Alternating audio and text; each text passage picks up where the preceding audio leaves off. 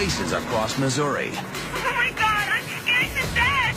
Her gas pedal is stuck. I'm coming up with a bunch of cars. I'm so scared. She hits the brakes. But with the 175 horsepower engine redlining at 7,000 RPMs, the brakes do nothing to slow the SUV. Oh God, I have two semis. Going 108 miles an hour. 108 miles an hour. Police converge, hoping to warn other drivers ahead. But with speeds nearing 120, they struggle to even keep pace. It's time to buckle up. Grab the wheel and see if you have what it takes to steer clear of certain death. What would you do? A. Use the emergency brake and steer onto the shoulder. B. Jam the car into neutral. Or C.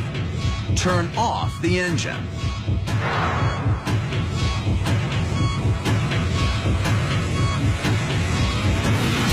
Here's what you should consider.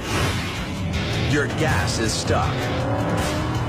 Your brake pedal is useless. And you're screaming down the highway at 120 miles per hour. That's like falling toward the earth at terminal velocity. At this breakneck speed, every 1.7 seconds, you're covering the length of an entire football field. If the highway was clear, you might have a chance. But with rush hour approaching, the traffic ahead will only get worse. Make your choice. So, what would you do? With your accelerator stuck and your brake pedal useless, you might choose to engage the emergency brake and steer onto the shoulder to slow your momentum. Engaging the e-brake at normal speeds can make the rear wheels lock up, sending a driver into a dangerous fishtail. And you're going over 110.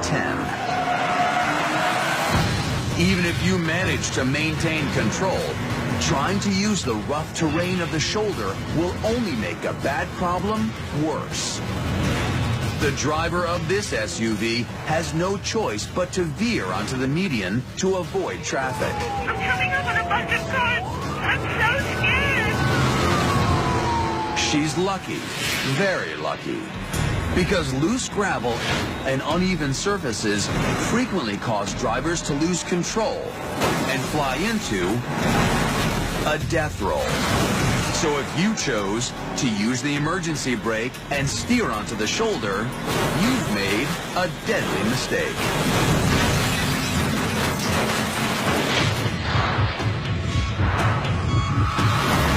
With your car speeding out of control, you could turn off the engine and try to steer it to safety. But is this really your best move? Turn off the ignition and the steering wheel could lock. As you decelerate, you'd be unable to change direction, leaving you helpless to avoid the inevitable.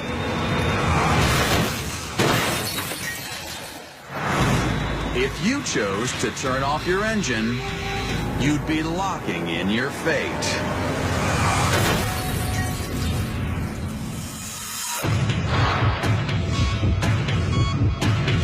So, what should you do?